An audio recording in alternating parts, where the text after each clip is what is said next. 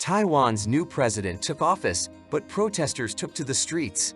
China appears to be stealing AI secrets from Google, and the US is still buying goods made with forced labor in China. This and more in today's news headlines about China. Welcome to China Uncensored. I'm Chris Chappell. So, it's official, Taiwan has a new president, and he's not 70-something years old. As an American, tell me Taiwan, what's it like? Lai Ching-te, or William Lai, officially took office on May 20, becoming Taiwan's fifth democratically elected president. Lai is a member of the pro-independence Progressive Democratic Party. Like his predecessor Tsai Ing-wen, he does not want to be part of China. But in his inaugural speech, Lai said he wants to reduce tensions with Beijing. He acknowledged that he hopes for peace, saying the CCP should recognize Taiwan's existence as an independent state. Lai also said China could take measures to de-escalate tensions, such as resuming reciprocal tourism. In addition, Lai promised to continue working to improve pedestrian safety, transition to green energy, fight crime, expand Taiwan's international ties, and, most impressively, be under 80 years old. All of these sound perfectly reasonable to any sane person. So, of course, China rejected it completely, promising retaliatory measures against Taiwan after Lai's inaugural speech. Calling Lai a dangerous separatist, the PRC's so-called Taiwan office said Lai's speech was a direct recognition of Taiwan's independence and promised unspecified consequences. My favorite state-run newspaper, the Global Times, said that Lai would only lead Taiwan down a path of assertiveness and self-destruction. Well, if anyone is an expert on these matters, it is the Chinese Communist Party. The CCP's uncertain consequences for Taiwan have been another military exercise. They scared Taiwan about as much as any previous exercises in the past decade. That is, they didn't scare it at all. The two-day maneuvers took place around Taiwan and for the first time targeted the islands of Jimen, Matsu, Wushu, and Donying, which are under Taipei's control but closer to the mainland. The CCP said the drills simulated air military coordination and practiced precision strikes. Taipei condemned the maneuvers as irrational provocations and sent its own forces to defend the island's sovereignty. So essentially nothing has changed, but the reality is that Taiwan is in a predicament, one that would make the CCP rub its hands together in joy. Pro-Beijing lawmakers proposed legislation to weaken the new president's powers, and mass protests erupted. Demonstrators accused the opposition of coordinated actions with China and a democratic retreat on the island. Television footage showed scuffles in parliament as the DPP tried to filibuster. But the DPP's hands are tied. It lost its parliamentary majority in January's election, and now Taiwan's new president will have a tough legislative road ahead in a divided parliament. Lai won only 40% of the vote in a three-way race, while the opposition Kuomintang Party won the speaker's seat and the most votes. So Lai was already doomed to an uphill struggle. And since China refuses to negotiate with Lai, as it had previously refused to negotiate with Tsai, the Kuomintang, mediated by former chairman Ma Ying-jeou, is negotiating directly with Beijing.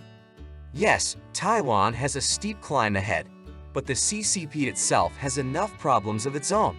China is launching its own anti-dumping investigation against Japan, the US, the EU, and Taiwan. This comes after US President Joe Biden imposed a series of duties on Chinese goods. The US and its allies are concerned that the CCP is flooding global markets with cheap goods to prop up its shaken economy. Which makes sense. China's economy is now running on duct tape, so it won't last long. Especially if that scotch is made in China. And after the break, did China steal AI secrets from Google? It looks like the CCP is expanding its spying operations. This time, the target is Google. A former Google engineer is accused of stealing trade secrets on behalf of China. Chinese citizen Lin Weiden was arrested in California on 4 federal charges of stealing trade secrets. Each charge is punishable by up to 10 years in prison. I hope he gets lucky. Over the course of 2 years, he uploaded hundreds of files about Google's supercomputer data centers to his personal Google Cloud account. So he tried to steal the data from Google and keep it from Google. That's like robbing a bank safe and moving the money to another safe in the same bank. FBI Director Christopher Wray commented on the allegations, saying that Chinese theft of intellectual property can cost jobs and have devastating economic and national security consequences. Yes, it would be a tragedy if Americans lost their jobs because the CCP stole AI secrets, not because the AI itself replaced those jobs. But the espionage stories don't end there. A British man accused of spying on China was found dead in a park. Former British Marine Matthew Trickett was discovered by police on Sunday. Police say the circumstances are unknown and an investigation is underway. I think the reason is quite natural. He was spying for China, he was uncovered, that's the natural result. Trickett was one of 3 people charged last week under Britain's National Security Act with foreign interference and aiding foreign intelligence. None of them has yet pleaded guilty. Chinese officials have criticized the charges as baseless and defamatory. Well, of course, everyone knows that the CCP is the epitome of honesty and integrity. And we certainly didn't kill him. Just a coincidence. Incarnations, honestly. But in recent weeks, there have been many disputes between China and Britain over espionage, trade, and foreign interference. And those disagreements are not limited to just that. The British Defense Minister has accused China of supplying lethal weapons to the Russian army. He did not publicly provide any evidence, but noted the 64% increase in trade between Russia and China. China has long supplied Russia with drone components and other small military equipment, so expanding to full-scale arms shipments is quite possible. And after the break about how the US continues to import Chinese goods made with forced labor. Sadly, the US continues to import Chinese goods made by forced labor. This shouldn't be surprising. China, like many other communist and authoritarian regimes, loves to use forced labor. I wouldn't be surprised if China even forced labor to induce labor so that pregnant women could also labor for the benefit of the fatherland.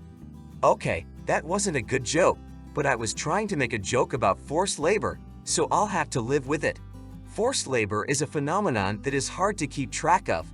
On Monday, a report released by the Senate Finance Committee revealed that BMW, Jaguar, Land Rover, and Volkswagen use forced labor parts banned in the United States. This is one of the darker pages of Jaguar Land Rover's history. Volkswagen and BMW. I'm not angry, just disappointed.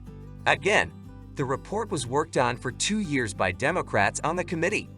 It turned out that California-based Borns Incorporated, an auto parts supplier, was getting parts from Sichuan Jingwei the Technology Group Company, or JTD from Xinjiang. JTD has been listed as banned under the Uyghur Forced Labor Prevention Act since 2021. Under the terms of that law, goods from Xinjiang cannot be imported into the US unless there is proof that forced labor was not used in their production. Though I guess even proof of no forced labor in Xinjiang would be obtained by forced labor itself. The company said they would stop importing the parts and restart production after Lear sent a letter to the US State Department asking it to stop importing parts from Xinjiang.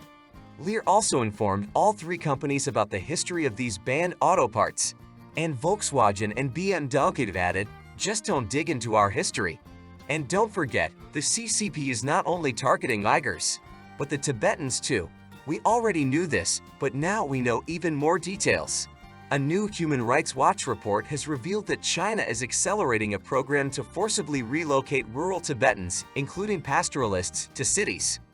The CCP justifies the policy by claiming it is a poverty alleviation and environmental protection measure.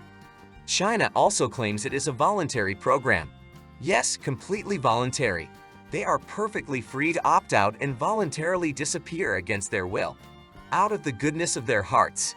But the report cites more than 1,000 Chinese state media reports and government publications indicating otherwise. They indicate that participation in resettlement programs for entire villages in Tibet is essentially mandatory, and many Tibetans who are offered resettlement express extreme reluctance. Well, I'm shocked. China's official figures say that nearly 1 million Tibetans have been resettled since 2000, with 76% of cases occurring after 2016, which probably means the real figure is much higher. CP officials have threatened Tibetans with denial of basic services if they do not relocate, as well as other forms of coercion. Human Rights Watch acting director Maya Wang said the goal is to assimilate Tibetans into Han Chinese culture and undermine their native traditions, language, and way of life. The report also said that many Tibetans find it difficult to find jobs after resettlement and are extremely unhappy. But to the surprise of no one, the CCP called these reports unfounded. And the worst part isn't even in the lies, but in their predictability. Oh, and in the human rights violations too. Predictability and human rights violations are the worst. Thank you so much for watching. Don't forget to like this video and subscribe to the channel so you don't miss future episodes. I wish everyone peace, freedom, and prosperity. See you soon.